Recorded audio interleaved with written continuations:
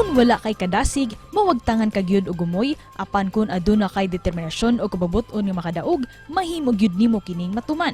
Usa ang Cebuana triathlete nga si Raven Faith Alcoseba nga may pakita siyang abilidad sa natad sa sport nga triathlon.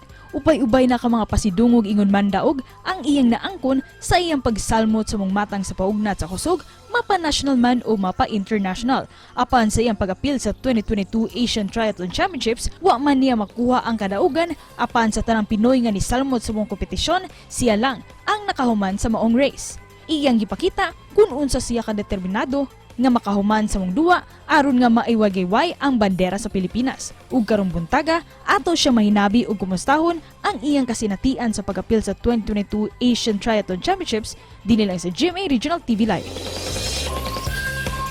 Makauban nato sa programa mga kapuso Cebuana Triathlete nga padayon naghatag og dungog og garbo dinhi sa ato Raven Faith Alcoseba. Mayong buntag o maupay na aga. Raven, welcome back sa programa. Kumusta karong buntaga? Thank you. Okay naman ko. Thank you for joining us. The last time nga nakauban ka na mo din sa programa, nakasud ka sa top 3 sa SEA Games. Karon bagong istorya nimo kay ikaw ray Pinoy nga nakahuman, nakaabot sa finish line sa 2022 Asian Triathlon Championships. So, may gibati nimo ini Raven. Thankful kay ko na naka-finish ko kay dili ay kanang grabe jud ang level of competition balik taas jud kayo siya compared to the SEA Games. Muna very thankful jud na at least naka-finish lang. How was it? Kumusta man during that day nga ni-compete ka?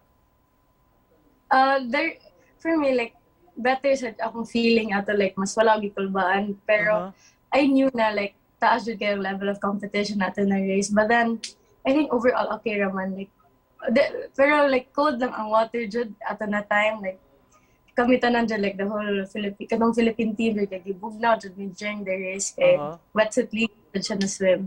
Unsay musud sa imong hunahuna? Unsay may magdaghan sa imong hunahuna Raven? Samtang mo compete ka?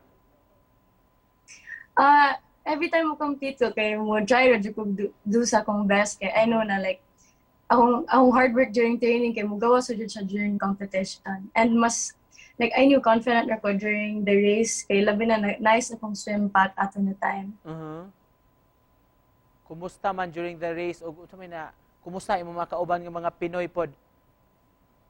I think medyo sakit for them na like bisan grabe lang training kay like taas like high lang jud ang level of competition ba. I think after the race, like nakapag-talk na they reflected on themselves na, and then I think better na sila compared to like after the race, and I think they're gonna come back even stronger. You're saying mas intense ang competition ini compared sa SEA Games. What can you tell us more about the race? Pila ka kilometro o kinsa may mga competitors ani Raven? Okay, so what I was saying na mas grabe siya compared to SEA Games because na ang mga Japanese, Chinese, and mo dominated sila sa Asia.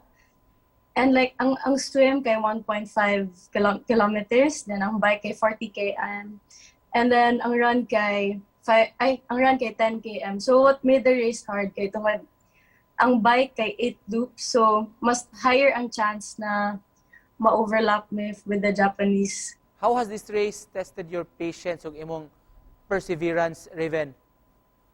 This race, it really made me learn a lot, Jud, na I still have a lot to work on. Especially now, we're not really that close sa mga Japanese and Chinese for now. So it really makes me want to work even harder. Wow. So what's next for you? Unsa may mga gipangandaman nimo ron? For now, wala pa kay major competitions, pero naami Talisay City Aquathlon this coming October 9. So mo pa na akong race na next. And to close this, Raven, say mensahe nimo sa atong mga viewers karong buntaga. Thank you so much for the support sa Philippine team. Really appreciate it. And thank you so much to my sponsors, like sila Go for Gold, and especially to my parents. Nagabi jud kay sila support nako. And to my coaches na very patient sila and very hardworking as well.